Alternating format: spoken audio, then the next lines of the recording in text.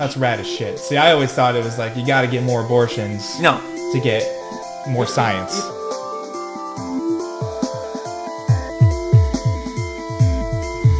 Hello and welcome to Things We Talk About, a podcast where we talk about things that matter in conversations. I'm your host, Randall Thomas. With me across the way, across the table, is Lazarus Kane. That was awesome.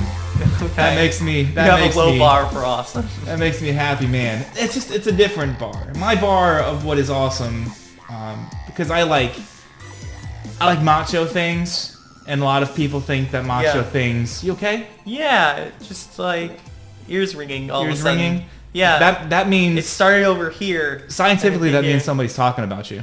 Oh, okay. Is that how that works? It's science. I'll have to. I heard about it from a guy one time who told me it's a thing. Like, yeah, look it up. Don't look it up. So I just moved. We're in the new place. Mm-hmm. In the new place. This is the second recording mm-hmm. we're doing in the new place. In my echo chamber that is here because there's nothing on the walls. Yeah. And everything kind of bounces around. Lazarus apologizes for the echoes, ladies and gentlemen. Oh, the bleed. Too much bleed. Too much bleed. Bleeding everywhere. Yeah. Speaking of gross things, I fucked up. And I fucked up bad. I fuck up all, it's a reoccurring thing in my life because my priorities... Well, I didn't want to say anything, but... It is. And it's okay.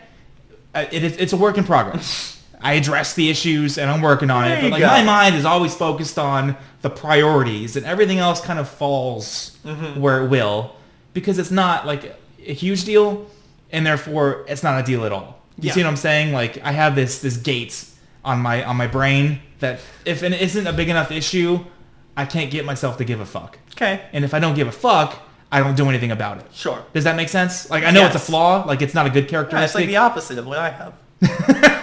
It's true. Like, everything is important all the time, and I treat it like it's important. Everything is a priority in your life. Yeah. Yes. So if I think about it for long enough, it's... Yeah, it makes sense. Yeah. Yeah, I can totally see that. So I don't like to clean because cleaning's for suckers. It's for losers and jokers. Oh. Okay. So when I moved out of my old place into my new place, I left the power on for maybe 2 days. And I forgot to fucking clean it. And I forgot to have someone come and clean it. You left the power on or off? Right. I left it on for 2 days and I forgot to like hire somebody. So I had to call someone and I forgot the power was out because I don't live there anymore. And I said, yo, the door's unlocked. Do this thing. Dude, clean up my shit, please. Plucks. And then charge me for it, basically. Yeah. Woman goes there. I have to ask my neighbor to use his outside power outlet so she can see. Oh! Because there is no power in my old house. Yeah. But not only is there no power in my old house, I forgot to clean out my refrigerator before I left. Oh, Randy. It's so this gross. Is a terrible thing. So I went back there to like... I would like leave it there out of spite. Well, I mean, I'm paying her and... Yeah, you're paying me a whole lot more. And I had a 0 or 2 on there. So I go over there one time to like get something that I left there, and dude, the smell was one of the worst odors that I've ever entered my nose. Yeah, like death. Dude, it's like death's asshole. Okay. After not washing it for 2 months, like it was so nasty, man. Like I had this pot roast in the freezer that my grandmother made like 6 months ago that I forgot was in there. Yeah. And I think that's all... Oh, start gagging thinking about it. I think that's ultimately what the smell was. Was this like old, disgusting pot roast that had been at room temperature. So this ham fisting actually involves like real ham.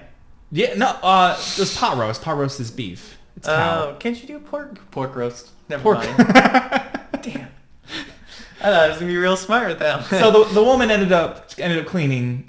She ended up doing it, and she of course she charges more, and I'm happy to pay it because I fucked up, and I'll pay for my actions. But ultimately, my life, especially her life, was made a little bit worse because of meat we shouldn't be eating. Oh, okay. There it is. There's the ham fist. The beef fist. Oh my. Beef fisting. Was it any better than pork fisting? Pig fisting. What are we talking about today, Lazarus? We are talking about lab-grown meat. Okay. Yeah. Which you've obviously done some research on, I guess.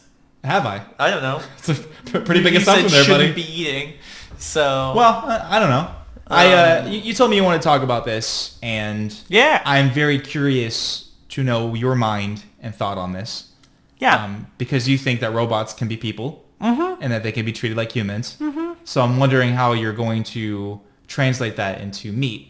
Mm-hmm. If meat can be treated like lab-grown meat can be treated like actual meat when it's not. Oh, sure. Well, so what's your... Yeah, absolutely. So this is all like really futury stuff, right?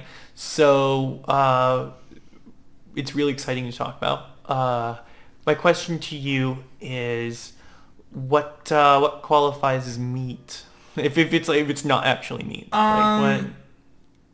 My macho side argues with my reasonable side on that, because my macho side is like, if it's not cow, it's not real meat. Like chicken's not even real meat. I thought your macho side was Australian there for a little bit. It is real meat. Part of it is. Only part of it.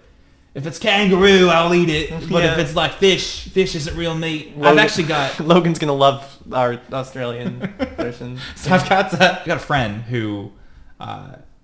you'll actually meet him soon. You keep saying that.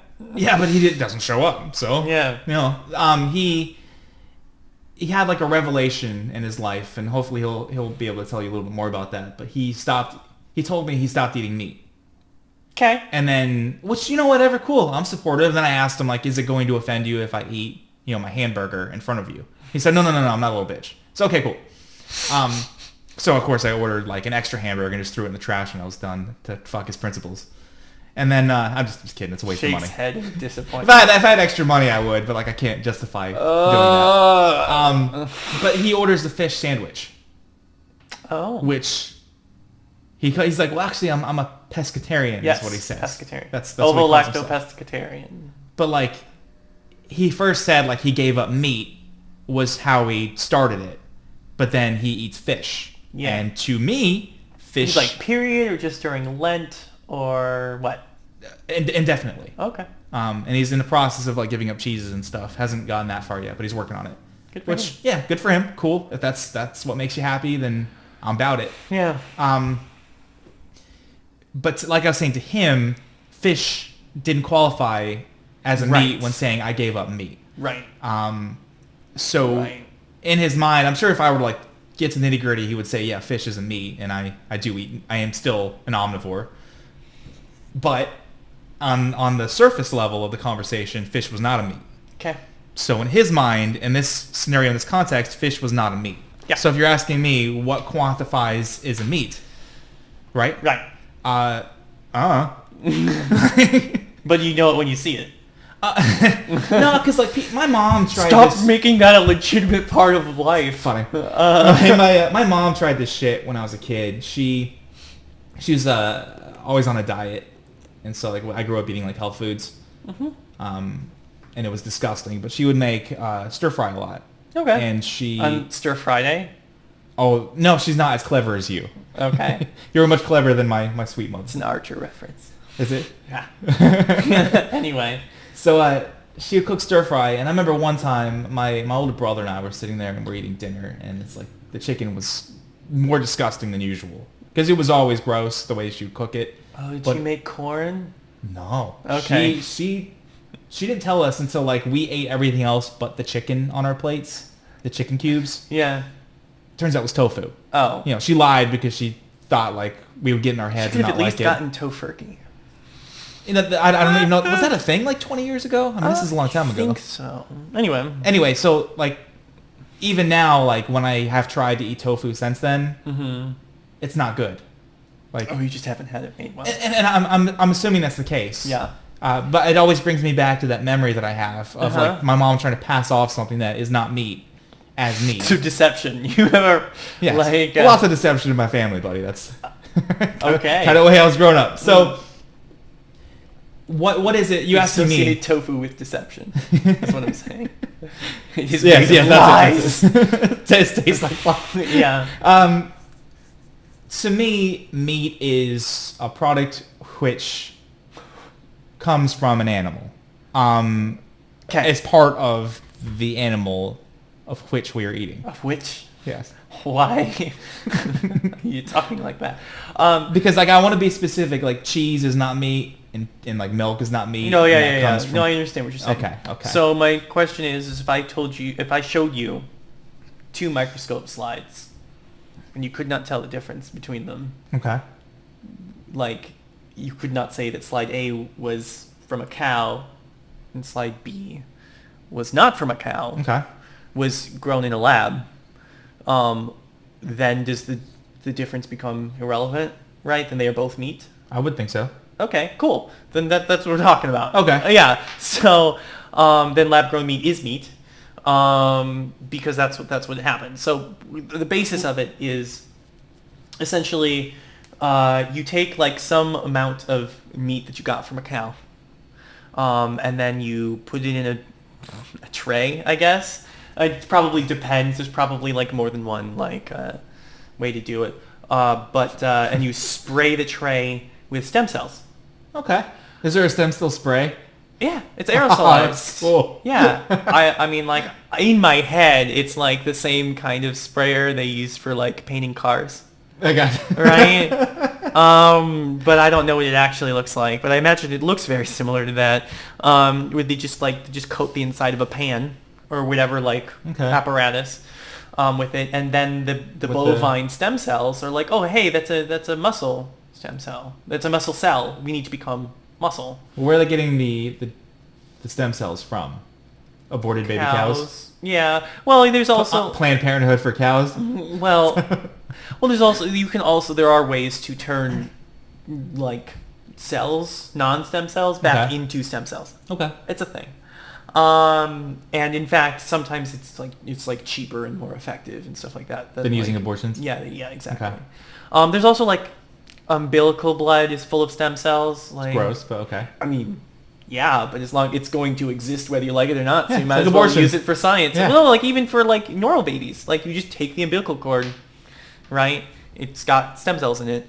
Sweet. Yeah, and so some people like deliberately have their umbilical blood frozen so that they have a store of stem cells for their own stem cells. That's neat. Yeah. Smart.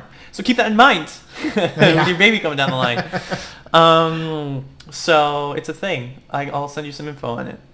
Well, it's not going to affect... Well, I guess it'll affect the child. Yeah, exactly. Yeah. So you can I was have like thinking about myself again. stem cells on ice for your kid. Okay. Which may or may not be useful to you down the line if you needed a kidney or something. Okay. Um, Grow a kidney inside me? Is that how that works? On a shelf, and then they would put it in you. Okay. So, and then you would feel better. So anyway, the idea is that so you grow this meat, this muscle, and then you can do things like make hamburgers out of it. They did do it with hamburgers, but they were like a number of years ago, like 3 or 4 or something like that years ago. But they were like $300,000 a hamburger. Jesus. They served them in a London restaurant for one night. But they did, when they worked it out, it was like 300,000. Like, I don't know if that's what the people Were they paid. good? I think it was a promotion. Yeah, it was pretty much just like a hamburger. Okay. All proceeds go to science.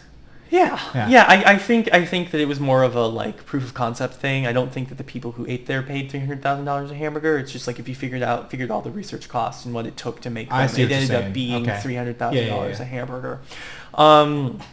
And so they did. I think recently within the last couple months, they did chicken fingers. Okay. With lab-grown meat. And the texture was different, but it was definitely chicken-like. Okay. You know what I mean? Like it wasn't, but again, you're also eating chicken tenders. So yeah, I was gonna say like you go to McDonald's and get chicken McNuggets. It's chicken-like. Exactly. Your bar for like what texture you should be expecting like is already not. If they're going chicken wings. to grind it up into ground meat. Yeah. I mean, it's not going to be like you didn't a expect steak. it to be like a steak. Yeah. And so originally, before they did that, like the ability to do so with chicken tenders, like the technology that they used for that was a bit more advanced than the hamburgers, and so it actually ended up being much cheaper. It was still like hundreds or thousands of dollars a plate, but it was not $300,000 a plate, right? So we're getting there. But so back around the hamburger time, It was called, the term was Schmeat. Schmeat. Which is probably an unfortunate name. That's pretty stupid. Well, it's because the meat is grown in sheets. So it's sheet meat. Sheet meat. Sheet meat. Merged together to schmeat. be schmeat. Okay.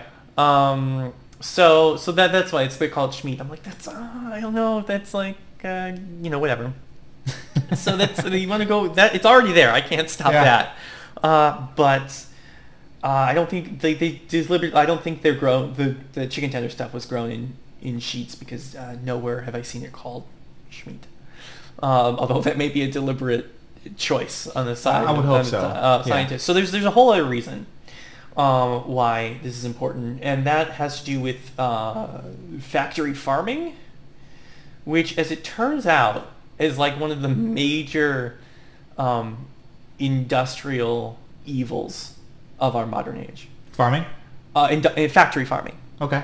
And so for like in like every possible way, it's like. I've heard stories of like industrial farms bullying any and all other farmers into submission. Well, there's that. There's like lobbying that leads to congressional and judicial corruption. Yeah, a good example of that would be the sugar industry and how they went after Michelle Obama's campaign to take sugar out of school food. Oh, did they? Well, yeah. Well, so that's not factory farming, but yes, it's similar to that. Well, it's big sugar. Yeah. Big sugar, which is big. Yeah. And so, but it's like it's also like veal, right? Where they keep cows in cages too small to move. It's still like but also like it's extreme cruelty, right? And they do the same thing with like factory farmed chickens and stuff like that. Like I can't taste the difference. Right. Well, but it's happening is the problem. Like there's all this like crazy, like absolute like mind-blowing level of cruelty going on. And even if we were okay with that, but we shouldn't be. But like even if we're just like, well, fuck it. That's the cost of doing business. We need to make food. So if we set that aside, it's also just like destroying our environment. Because all of like the waste that's produced by these plants just gets run off into rivers and lakes, which destroy those ecosystems. And then all of the other like consequences, then all of like the additional like methane, major greenhouse gas. And so like the sheer amount of meat that just Americans consume, which is a lot, which is like more than other countries, but like it does create a notable amount of greenhouse gas just from like cow farts, right? Yeah. And then that doesn't count sheep or whatever, like pigs pigs or anything like that. It's just cows that contribute to that. And then like you add like every other country like who also like uses factory farming for meat and stuff like that. Okay. So, and then there's like all of just like the resources, like the land that's taken up by factory farming that could be used for other things. And there's just like, it's like every possible way this thing could be a negative contributor to us. It is, but also we could not do our agro-industrial complex as it stands, could not function without it. Yeah. We cannot produce this much meat without the methods that we're doing. There are probably more humane ways to do it, but also it's just like that you're almost like you have to like slivering away at it. There's no like solution. Right. And capitalism basically says like fuck everybody else to get more money. Right.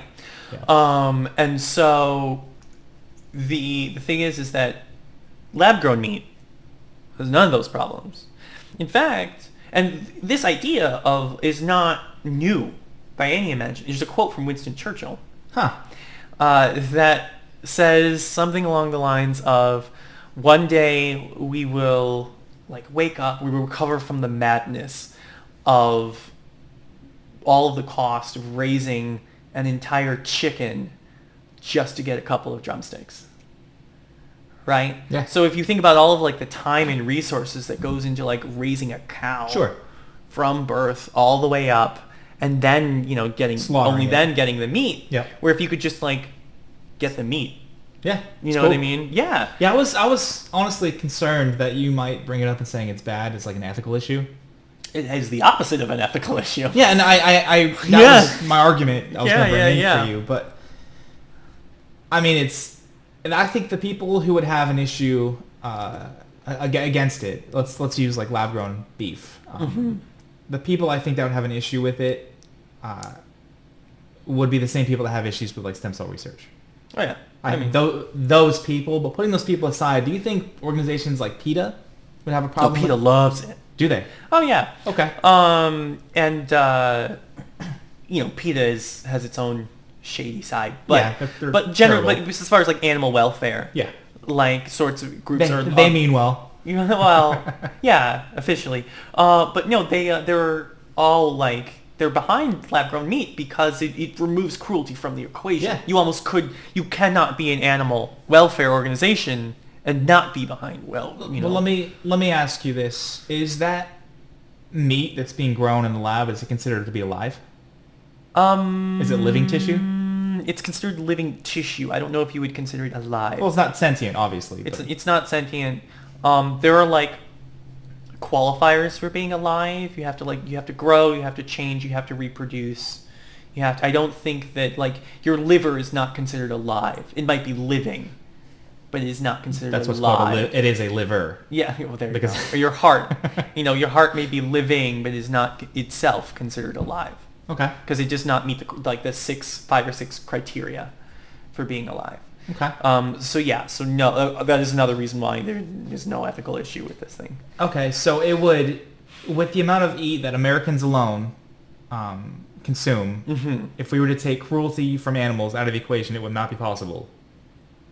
It would, like, right now, without lab-grown meat, like, we could not. Do you think lab-grown meat could subsidize a lot of that? Absolutely. But what if someone wants a steak? Because I love a good steak. Well, we'll figure it out. Do you think economics will be like, figure out how to make a steak, because if you don't have enough cows to make steak, like, there will always be demand for, like, we got this from a real cow. You know what I mean? Sort of like there's like Kobe beef, which is raised in a very specific way. But at what point, I can't taste the difference either, and I love beef. At what point does it become, I guess an issue? Because let's say if we're growing not just the meat, but the whole cow. What if we develop an entire cow and to slaughter to get its parts? Why would you? Because right now the only thing we get is just like a generic form of meat that we could turn into ground beef. Yeah. Like, how are we going to get a cow? How are we going to get a steak, like a decent steak, if it's not an actual cow? So that comes from like other parts of stem cell research, because like now, okay, for one thing, they recently Sure. Science. Science grew a rat arm without a rat. That's cool. In the first place. And so it'd be the same thing. Is that you would grow like a cow leg without a cow. Okay. Well, hopefully you don't do that, but like... Well, no. Or like wherever you would get the steak from. Okay. Like you would grow the like T-bone part of the cow without the cow. There is a serious disconnect with people and meat. Yeah. Because at least as far as I've been alive in the culture that I've been submerged in, you get meat from the grocery store. Yeah. You don't get meat from an animal. Right. You know what I'm saying? Yeah. Like, you don't think it all, like, not you, but the royal you, as you say, right? The royal we, yes. Yeah, whatever. So the royal you goes to the grocery store. You want to get some chicken thighs to make dinner, right?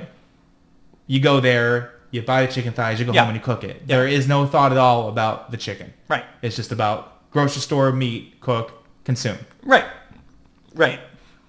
And do you think that is changeable? Because I know there's been a big movement as far as, being more wary of animals, more like... Yeah. I think that it's irrelevant, ultimately, because is it changeable? Yes. Is it something that's likely to change? No, because there's no incentive for it. Right. Right? Because it's a purely like emotional argument. There's really no real logic involved. Like there's ethical arguments, but none that have any real teeth. Okay. Right?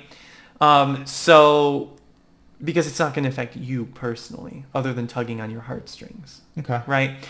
So, but the good news is that lab-grown meat doesn't need that to gain ground, because it's going to be cheaper. And like you said, because my argument against that was going to be the aborting baby cows, which sounds like fun. but a lot of people would have issues with it. So the idea would be you can reverse cows to get the stem cells. Well, so the thing is that once you have the first batch, you can just keep making them? Yeah, then you just use stem cells from the previous batch. That's rad as shit. See, I always thought it was like you got to get more abortions to get more science. If all you want, if you're doing specific research on a specific thing, then you may need one. But if all you want to do is grow sheets of muscle or whatever, or chicken fingers or something, then all you need is and even then we'll get so advanced that all we need to do is introduce the chemical signatures that make them think it's muscle. That was my 2 questions from that. I guess I'll start with this one. Is a lot of people have issues with chemicals and shit in meat. Yeah. They don't like chemically infused milk, let alone chemically infused. Like fluoride in their water. No. I'm not going that route. But I'm talking about cows are injected with hormones. Right. And then it's because we get the hormones. We end up with the hormones in our body is the problem. Yeah. Yeah, but a lot of people have issues with that. Yeah. I have this feeling that the lab-grown meat is going to be viewed as lab meat and not real meat. Sure. And that people are going to be like, oh, well, I'm just injecting more sciencey, chemical-y stuff into my body. And people can feel that way. The problem is, here's the problem.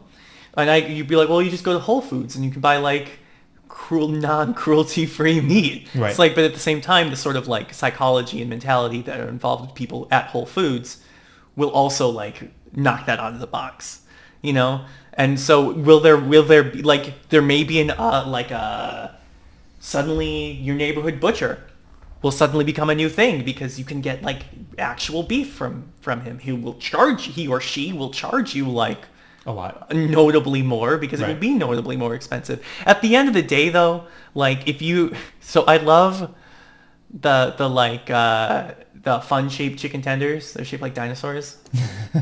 Oh man, I love them so much for so many reasons that don't involve anything with chicken or tenders. They're gross, but I mean, I eat them all the time. And I'm just it's dinosaurs. So anyway, so the thing is, fact is if you have 2 products, one that come from farm raised, even now free range chicken tenders, are $2 or $3 or $4 more. And so but if you have your cage raised chicken tenders and then you have lab grown chicken tenders, and if lab grown chicken tenders are $5 cheaper, everyone's going to go there. You're just going to, because at that point it's an economic issue. It's something we talked about, I think it was in the previous episode. We talked about the cost of something versus the expected taste. Right. The value of, if I pay $1 for this, it's not going to taste as good as something if I spent $5. Right. So I go into it with lower expectations, and it's still, in that context, still good. Yeah. And the thing is, palate, the taste that you expect out of things is a super interesting subject. It's really interesting when you run into it in person. Because what you think things should taste is based entirely upon what you have experienced, what you have been taught, and what you have experienced. Yeah. Right? And it's what you have been taught and then what you have experienced based on that, right? Because some people don't like cilantro because it tastes like soap. Right. We talked about that before. And that's different. Yeah, that's fine. But what you expect chicken to taste like and chicken dishes to taste like is based on what you have grown up eating chicken, right? Yeah. And so for example, I was in Japan, and I was staying in a hotel and they had a breakfast bar because they were sufficiently westernized, I guess. Good for them. But it was Japanese stuff too, which yes, they had eggs and stuff like that, but they also had fish, and they also had this stuff called natto, which is, if I recall correctly, fermented radishes, which is it's a normal Japanese breakfast food. It's crazy because radishes themselves are disgusting. Let alone fermented radishes. And I'm just sure, I'll take some. That sounds cool. Okay. Because and I tried it, and it was totally perpendicular to my palate. I was just not prepared for it, and your mouth is whoa, what the fuck is this? I'm not gonna say that I was disgusted by it, but every fiber of my being wanted it out of my mouth at that point in time, right? And I think that like if I lived in Japan and I had more like a gradual introduction to it, then yeah, then it would be fine. So where I'm going with this is, how long do you, Randy Thomas, think that it would take that like say lab-grown meat is a thing tomorrow? Okay. And it's just like we're talking about chicken, right? Mm-hmm. Lab-grown chicken is a thing tomorrow, and it doesn't taste the same as cage-raised chicken. Or even free-range chicken. Sure. It doesn't taste bad. It's just not those other things. It's chicken-like. What's your question? How long is it going to take for you to be like, this is what chicken tastes like? Oh. Honestly, for me, not too long. A couple of months, maybe. If that. Yeah. Because if it's cheaper, like, if it is a noticeable way for me to save money. Yeah. Because if you don't think that, like, McDonald's is going to be like, check out our cruelty-free chicken nuggets. No. Well, no, I think they will. You think they will? Yeah, I guess if it's cost effective. Well, the thing is, it's going to be cost effective for them, period. Okay. So you might as well also make it part of your marketing campaign. Yeah. You know what I mean? Yeah, you're right. Yeah, if it is cost effective, and it will be. And that's the whole point. Yeah, if it is cost effective, I mean, that's all I would eat. Yeah, exactly. You would eat, unless you deliberately went out of your way to get non-lab grown meat. Which I wouldn't unless I was going to get steaks, but eventually science will get there. Oh, yeah. Yeah, and the thing is, what really at the end of the day when we're talking about steak and like actual or like chicken breasts or something, we're talking about scaffolding. And scaffolding, which is also the word for the metal stuff outside of buildings when they're like painting it. I was going to ask you about that. Same thing, same idea. So when they do stuff like they grow a heart without a person or something like that, they grow like a replacement organ. Okay. What they do is they they get a heart from science, a cadaver. They get a cadaver heart, or from someone who has recently died, like someone who's donated a heart. And what they do is they take it and they wash it. They wash like everything out of it except for the cartilage. So essentially, except for the stuff that all of the meat and everything like that holds on to, like the structure, the scaffolding. Okay. Right? This is what's called a scaffolding. And it turns out you can actually 3D print this stuff. Oh, shit. Yeah, you can turn the cartilage into a slurry and then you can 3D print it. And then what you do if you're making a heart is you spray the heart with stem cells, with your stem cells. Okay. And the heart... With the aerosol can of stem cells. Yeah, with the airbrush. Cool. And the stem cells hit the heart scaffolding. They're like, holy crap, we need to be cardiac cells. And so it turns to a heart. What a cool discovery. Because stem cells are just magic, and no one can convince me otherwise, right? Yeah, it's really fucking cool. Yeah, it is sufficiently advanced technology. It is magic, and so it becomes a heart, and you can make it beat, and like the whole nine. And so we give you a new heart, cool. and so you don't have to take anti-rejection drugs. Because it's your heart. And so wild, man. Yeah. Fucking so wild. that it's no different than making a steak, right? Yeah, but ladies and gentlemen, if you have any heart at all, what inside of you, you should go visit our Patreon page. You become patrons. Join in the conversation. Hey listeners, let me tell you about how to help us help you become more informed and more entertained. Yeah, so go to our Patreon page and take a look at what we have to offer. We appreciate you joining our conversation and in the process helping us get better equipment, better content, and provide you with even more content. Not only that, the Patreon has a tiered system of rewards that lets us give back to those who give more. We've got a ton of things planned as rewards, from unscripted before and after recordings of spontaneous conversations to conversations that try and get Randy to actually read something for a change, with interesting and hilarious consequences if he doesn't, to Randall's Rants, where I try to see just how easy it is for Randy to fly off the handle for basically no reason. Here's a hint, it's pretty fucking easy. Remember, by becoming a patron, you are directly assisting in the growth and ability for us to move us one step closer to providing more and better content, and soon enough, do it full time. Aw, yeah. So, to learn more, go to patreon.com/TWTAPATREON. That's patreon.com/TWTAPatreon to learn more about our goals and what we've got to offer. Thanks for spelling it out for us, buddy. And we're back. We're back. We were talking about the scaffolding. Yeah. That you can create a heart with spraying magic stem cells on it. Yeah. And it turns into a heart. Your body doesn't reject it because it's your heart.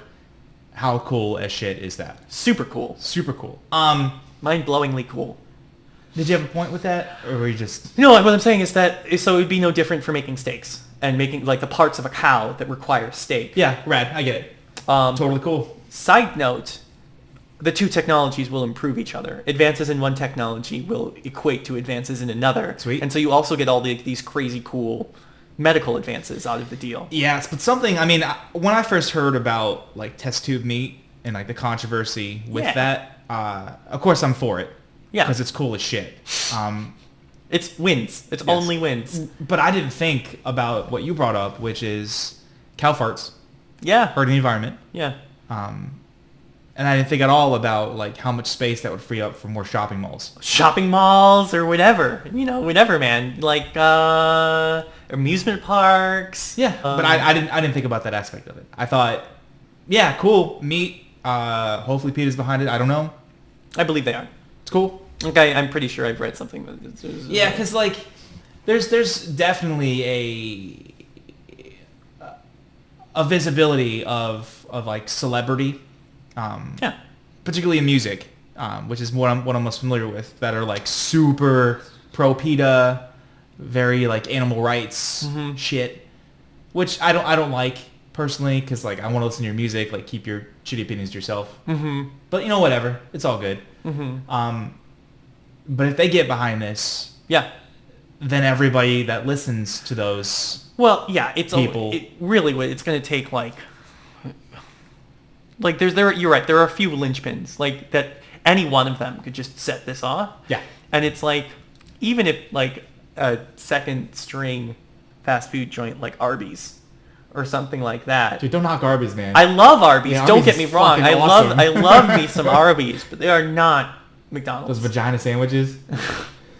It's delicious. Anyway, so yeah, like they're anyways, the point is that like Arby's or like White Hardee's, Castle, Carl's Jr.'s, or something like that got behind this. Like the second they shoot their bottom line through the roof, because they dropped a mountain of cash on some research and so got first dibs on fast food quality.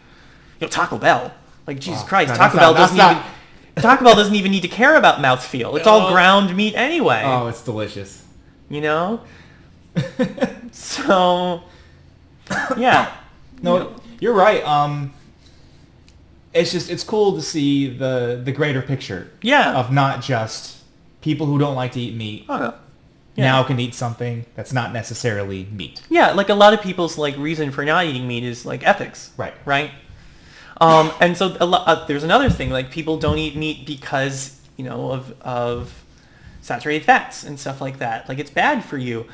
Well, there is some talk about it. It's a bit down the line of that you can theoretically you could replace the sat fats with like omega-3 fatty acids. Right, which is significantly less bad for your heart. Well, it's actually super great for your brain and your Sweet. liver because that's what they're made out of. Like, you actually need them a lot, and a lot of people's diets are significantly deficient in them. Not mine. If it comes from meat.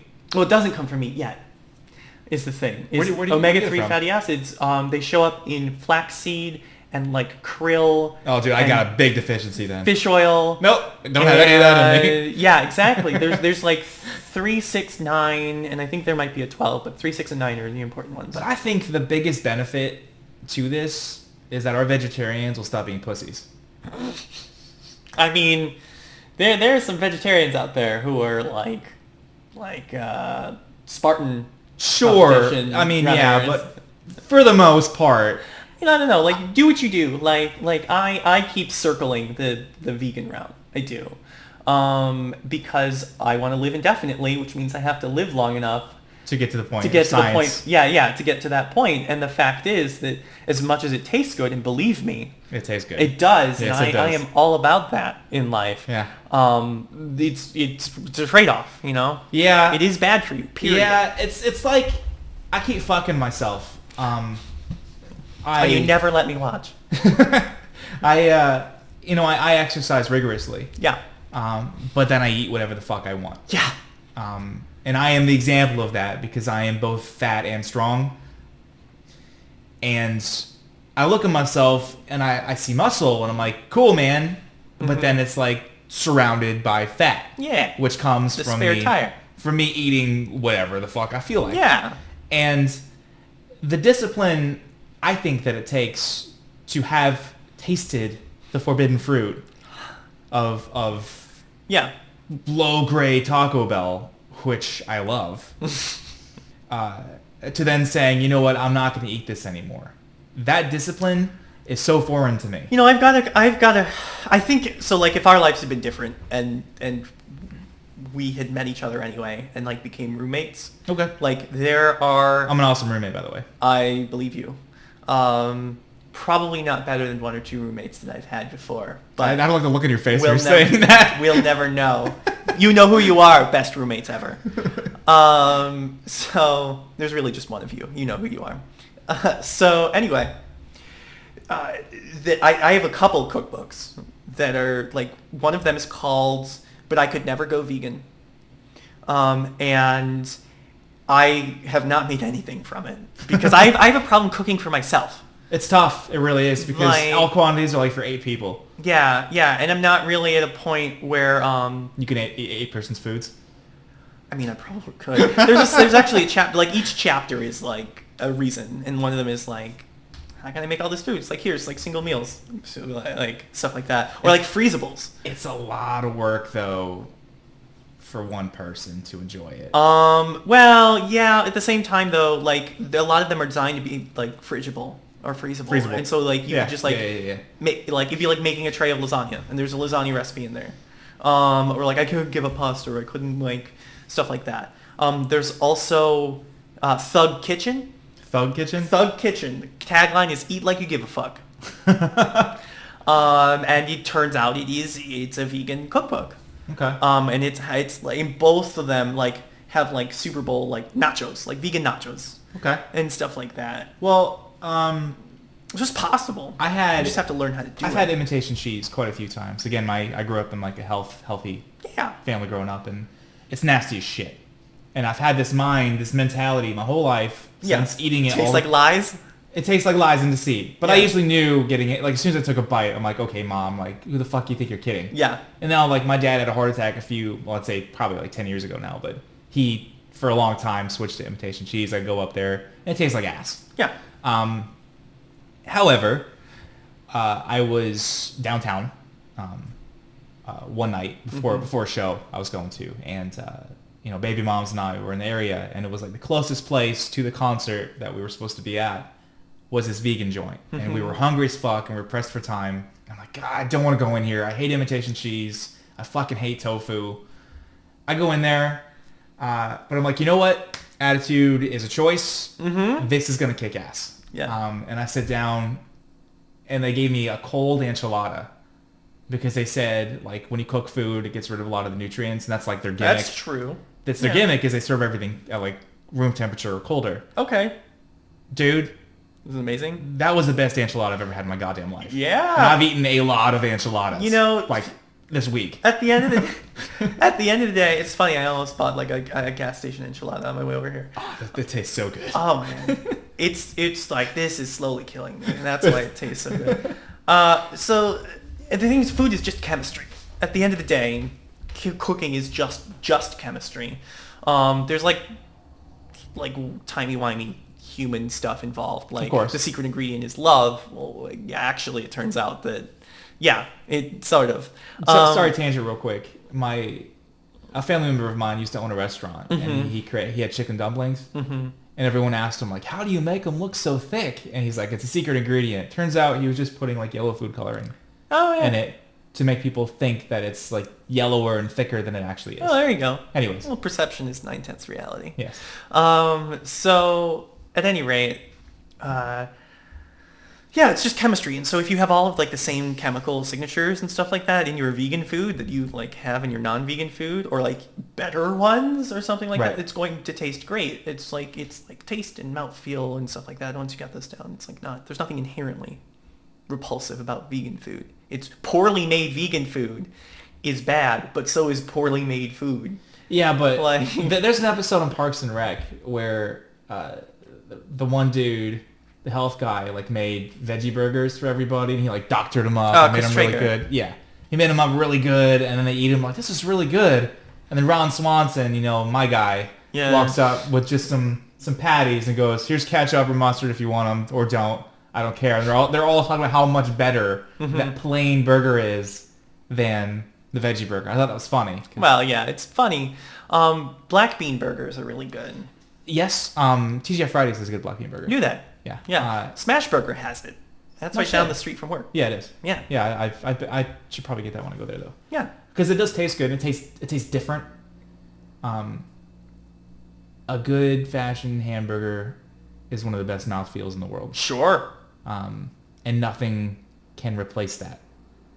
Except for a good ground meat. Sure. Delicious. Lab grown ground beef. I'm like, oh, that's what we're talking about. Yes. Back to the actual subject. But that, if I guess when this becomes commonplace. It is unstoppable. And it will happen, I think, in our lifetime, of course. If it doesn't happen within the next 20 years, I will be blown away.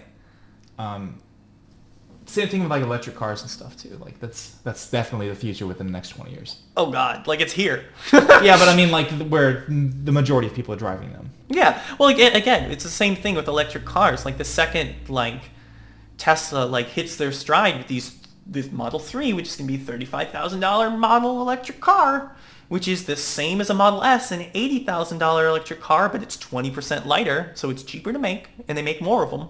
So again, that's also cheaper, and so they can sell basically the same car, but for $35,000. Yeah, there's two issues.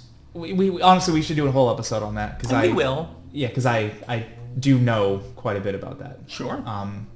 But with meat, a lot of this is new information to me. Sure. My opinion from the beginning was this is fucking awesome.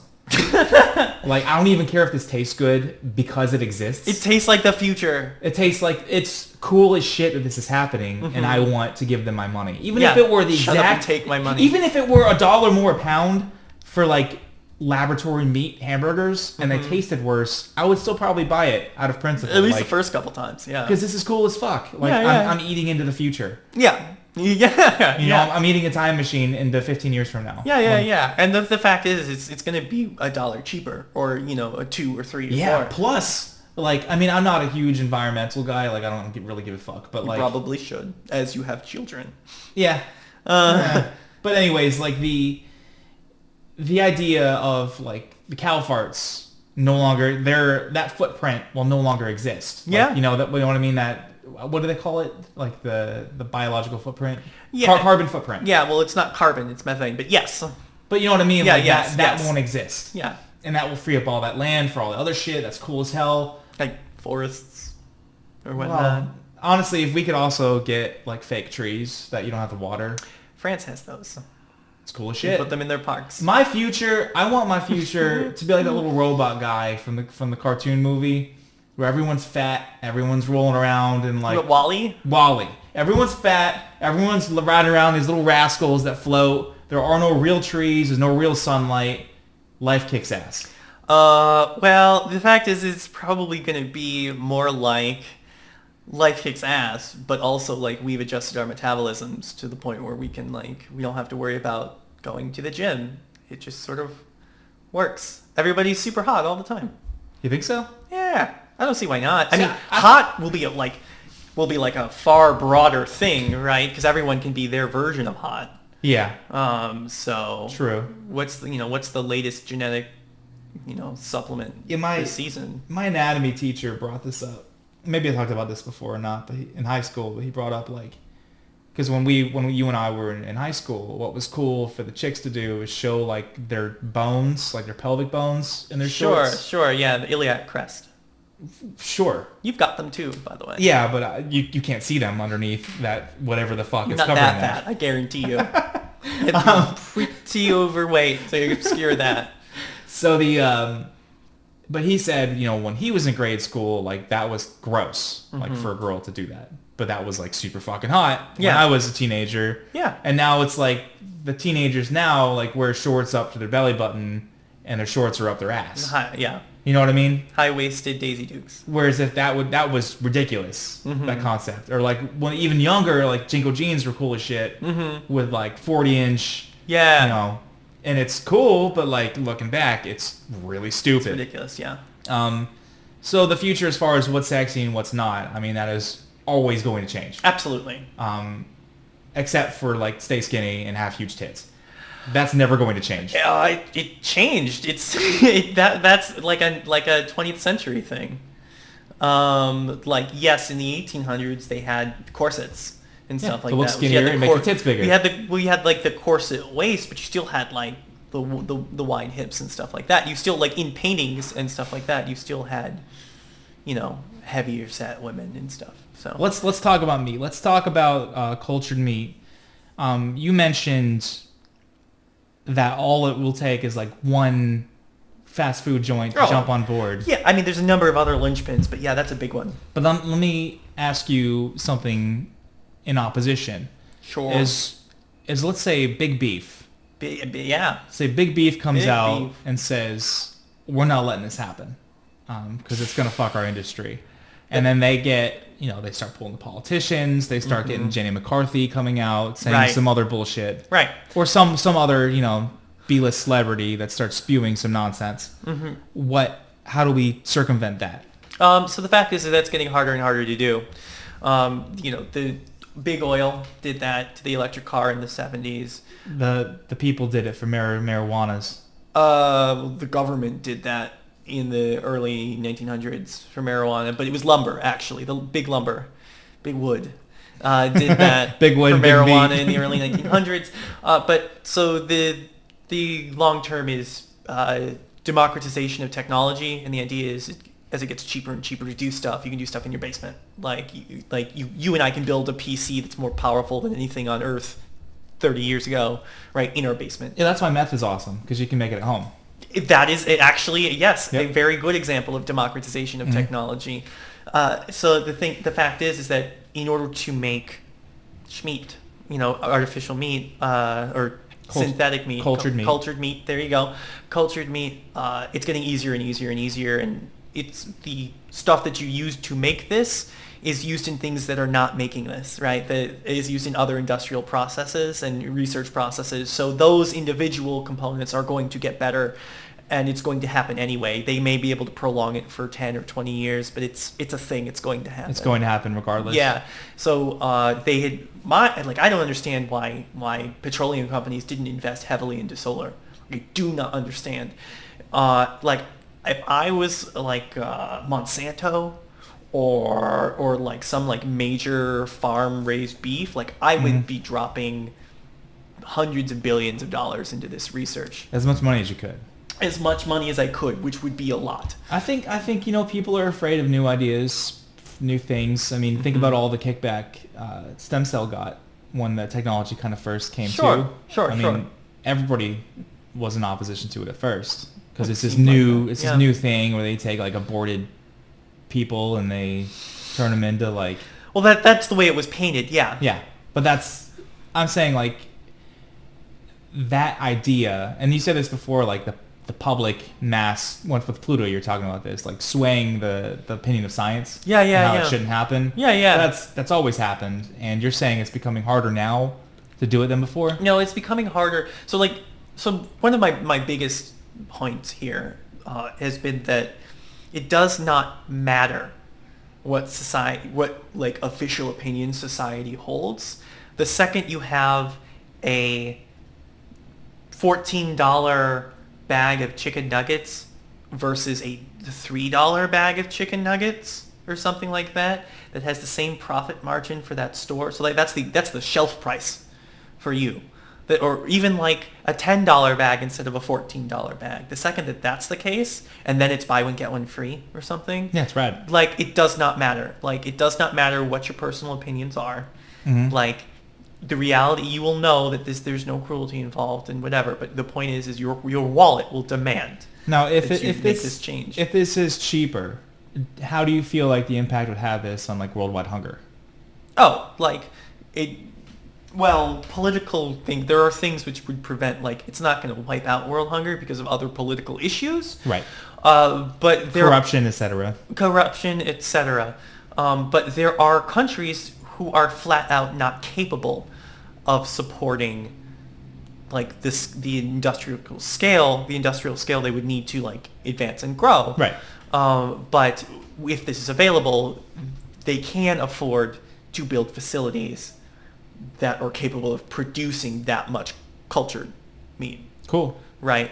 So that's another big issue this is going to knock out. So yeah, it's going to help the environment. It's going to help up like overpopulation. Exactly. It's going to help turning our vegans into not being pussies. It's going to change world hunger. Yeah. It's just there are too many things. Like I said, there's like 5 or 6 linchpins. Like if this happens, then the other ones get pulled out because it does not matter like how weird. Ew, it's science and it's weird. Like, or you could literally save like hundreds or thousands of dollars a year in groceries. Like, right. You'll figure it out. There are a lot of things we eat today that are weird to people like 50 years ago that they would never eat. Like Cheese chicken. Whiz. Cheese Whiz is disgusting. Or whatever. To be honest. Via Velveeta. Like... Also disgusting, but I get it. Well, let me ask you this question. Is it possible, like, what is the effect of cheese on this? Because, like, dairy is still going to be pumped from hormone-infused cows. Yes. Yeah. Can we get, like, lab-grown cheese? Oh, we may, like, that is like, second-generation technology, not, like, I think. synthetic cheese, because synthetic cheese predominantly tastes like asshole. Not my favorite. Yeah. I don't know. But, like, for me, it's but not even good asshole. Gross. So, but, like, you think that's going to happen down the line, like a domino effect, like this synthetic meat will happen, and then eventually... I think it's reasonable to say that if we can create a synthetic heart that we could theoretically hook up to a system and just have it beat and work as a heart, then we can probably do the same. Synthetic byproduct. Yeah, or like we'll develop bacteria that do all the same processes that will create the lactose and the whatnot that we expect from meat, and then we just put it in a different bacteria bath that turns it into cheese, and then we have that problem solved. Okay. Yeah. Cool, because that's another thing with like the vegans and shit is they also don't touch any like they don't even use glue, because it's got horses in it. Not really anymore, but yeah. They might have a problem with Jell-O. Yeah, Jell-O or like marshmallows. Like cow hooves and stuff. Yeah. It's awesome. It's delicious. It tastes better now. I mean, I usually assume that like the cow hooves come from cows that have already been slaughtered for other reasons. So. Whatever makes it taste better to you. I like the idea of they kill the cow just for the hooves and they let it rot. No, they don't let it rot because it's better for the environment. They throw it in a dumpster and they set it on fire. The Randy Thomas you pretend to be is a terrible person. And I'm really glad that you are not him, because we could not be friends. All right, ladies and gentlemen, we're getting a little long on time. Yeah. This has been a thing we talked about. There's a few things we talked about. A few things. Yeah. A number of things. Yeah.